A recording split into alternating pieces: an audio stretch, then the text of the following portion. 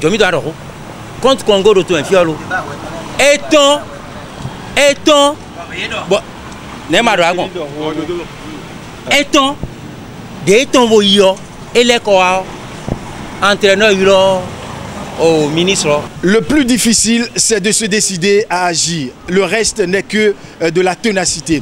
Mesdames et messieurs, chers amis internautes, merci de prendre le rendez-vous du tout premier numéro Écho du Kiosque. Content bien évidemment pour cette semaine. Les lecteurs, les commentateurs quant à eux sont déjà disposés de part et d'autre pour donner leur appréciation, leur avis donc sur les sujets et faits brûlants de l'actualité nationale et internationale. Sans plus tarder, comme je le disais, nous allons retrouver donc le tout premier intervenant dans ce programme.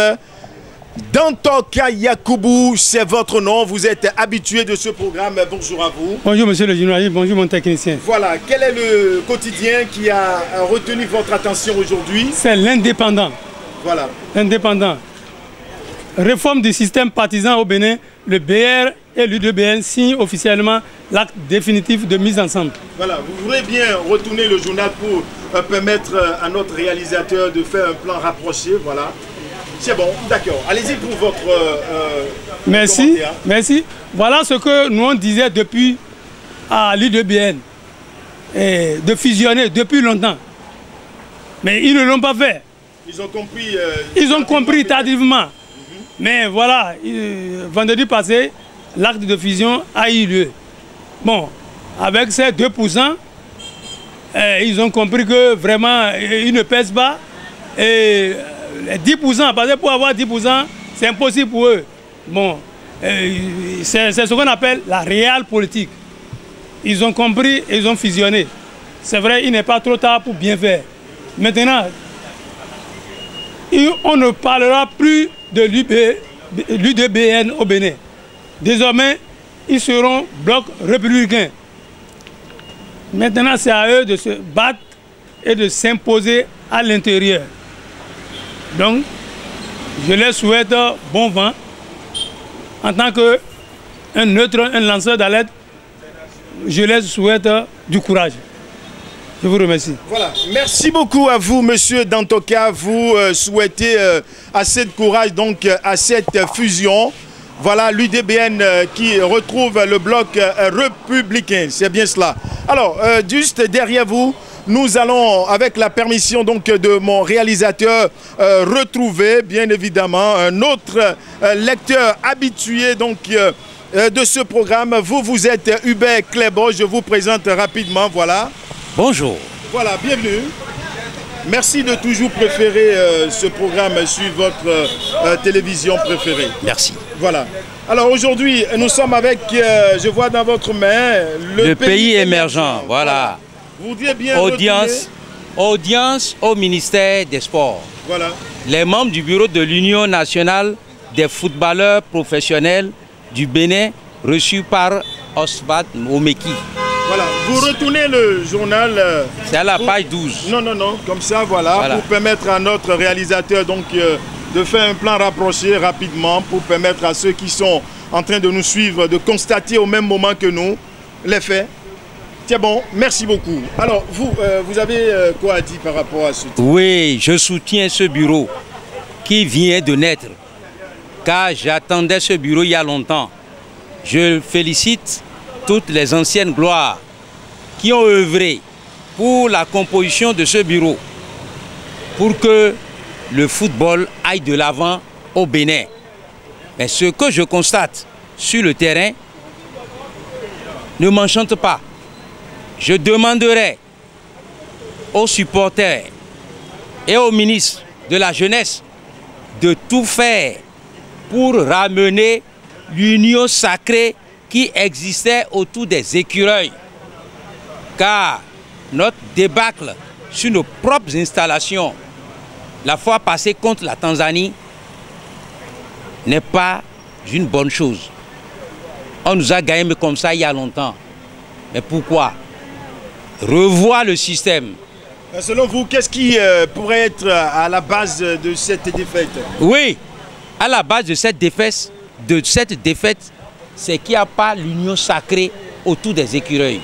Mais qu'est-ce que vous mettez dans Union Sacrée? Voilà. Soyez plus explicite. Voilà. L'Union Sacrée dont je parle, l'équipe nationale du Bénin, c'est pour le peuple béninois. Et la gestion des matchs, c'est pour la fédération. Que la fédération s'occupe et joue bien son rôle. Le ministère aussi joue son rôle, accompagne.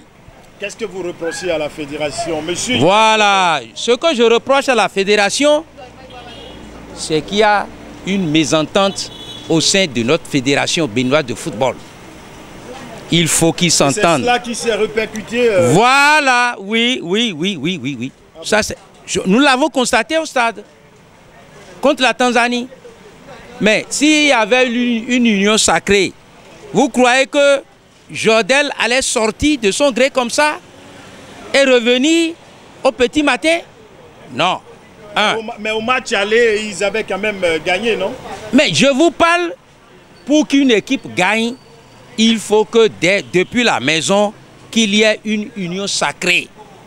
C'est clair. Monsieur Deschacus n'est pas un nouveau dans la fédération. Nous avons vu à Diagodo, nous avons vu Anjorin. Ils savent de quoi je parle. Je ne vais pas tout exposer au vu et au sous de tout le monde. D'accord. Monsieur Hubert Kleber, avez-vous d'autres préoccupations par rapport à ce titre? Oui, par rapport à ce titre, j'encourage le bureau à continuer par travailler pour que nous ayons une école de football. D'abord, comme SIFAS. Si SIFAS peut revenir, ce serait bon.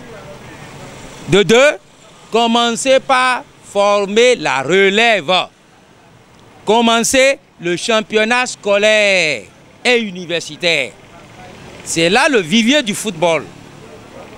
J'ai été témoin dans les années... Vous savez quand même que le football béninois est très impulsé aujourd'hui, sous la rupture avec les différentes réformes engagées dans le secteur. Oui. Il y a des réformes, d'accord. Mais sans l'union sacrée... Il y a toujours un mais. Oui, mais il y a toujours un mais. Mais regardez la débâcle contre la Tanzanie. Nous les avons gagnés là-bas 1-0. Pourquoi pas ici? En ce moment, il y avait l'union sacrée. Ben, oui, avant le départ, il y a l'union sacrée. Voilà. Mais au match retour, que l'union sacrée ça a disparu complètement. D'accord. Quand une maison qui est divisée contre elle-même fait quoi? Favorise l'ennemi. Et voilà, ça a payé cash. D'accord. Au début du match, il y a des retropasses. On n'a même pas une direction technique de football. Ce pays n'a pas d'une direction technique de football. Je ne parle pas de directeur technique de football nommé fictivement. Non, je parle d'une direction. La direction technique de football, c'est une institution qui gère le football. Vous reconnaissez quand même qu'il y a eu beaucoup d'avancées au niveau du football béninois? Ben, on avance un pas et on recule de 6 pas. D'accord. Les faits sont là. D'accord, c'est entendu. Contre à la CAN, un point nous manquait ici. Mais voilà le constat. D'accord. On a reculé, oui ou non? N'ayons pas froid. C'est pas moi de le dire. Pardon, moi je le dirai. Il faut dire la vérité. Le peuple béninois est là pour apprécier. Voilà, le peuple béninois apprécie. Qui ont à charge. Voilà. C'est pourquoi je demande aux 2 matchs restants que le président de la Fédération béninoise de football fasse une tournée dans tout le pays, contacte les anciens sages de ce pays pour créer l'union sacrée, pour que le match retour contre Madagascar, on puisse battre Madagascar sur nos propres installations. Et au match retour au Congo, qu'on puisse dominer et gagner le Congo. C'est entendu. Merci beaucoup à vous, monsieur Hubert Kleber, pour cette très belle intervention. Vous aurez dû constater quand même que j'ai passé assez de temps avec vous. Oui. Vu que le sujet était quand même très intéressant. Oui. Merci. On va se retrouver très prochainement. Voilà, merci beaucoup. Et d'un commentateur à un autre, nous allons retrouver un autre commentateur. Bonjour, monsieur. Qu'est-ce que vous pouvez dire? Quel apport vous pouvez donner pour la construction de l'édifice de développement de cette nation? Alors, l'appréciation que je vais donner par rapport à ça est que les habitudes sont un peu bousculées, et les choses vont de bon train. Je vais encourager les gouvernants, et ce n'est pas seulement les gouvernants qui font développer un pays. J'encourage aussi tous les travailleurs de ce pays, les ministres, les hommes en uniforme, les journalistes aussi, voilà, très très important, les médecins, eux tous n'ont qu'à mettre la main dans la pacte pour le développement de ce pays, parce que celui qui est en haut ne peut pas voir tout ce qui est en bas, et ceux qui sont en bas peuvent faire petit effort pour changer les choses, pour bousculer les vieilles habitudes, pour que ça puisse aller de l'avant. C'est le Bénin qui gagnera.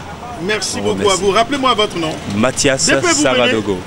Votre nom, c'est... Je m'appelle Savadogo Kodjo Mathias. D'accord. Merci beaucoup pour cette très belle intervention. Merci. Merci à vous.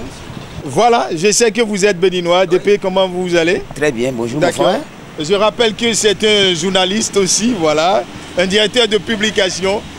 Qu'est-ce que vous avez à apporter en termes d'informations pour la construction, l'édifice de développement de ce pays sous Patrice Talon? Je ne dirais pas sous Patrice Talon parce que au nom de mon pays, là, d'accord. D'accord. Voilà. Hier, simplement, en tant que journaliste, qui a eu encore... Oui, vous avez découvert... Autre affaire de drogue à l'aéroport. Oui. Qui vraiment a impliqué par exemple des policiers et des forestiers. Quelque part en tant que journaliste, ça m'a vraiment frappé.